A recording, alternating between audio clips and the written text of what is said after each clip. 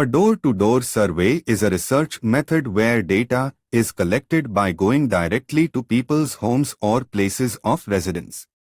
Here are 10 important aspects of door-to-door surveys. 1. Personal interaction. It allows for direct face-to-face interaction between the interviewer and respondent, fostering a personal connection to high response rate compared to other survey methods. Door-to-door surveys often yield higher response rates because of the personal approach. 3. In-depth data. It enables researchers to gather detailed and nuanced information as interviewers can probe respondents for deeper insights. 4. Representative sample. When done properly, door-to-door surveys can provide a representative sample of the population being studied. 5. Community engagement. It can foster community engagement and involvement as residents feel their opinions are valued. Thank you. Don't forget to follow us.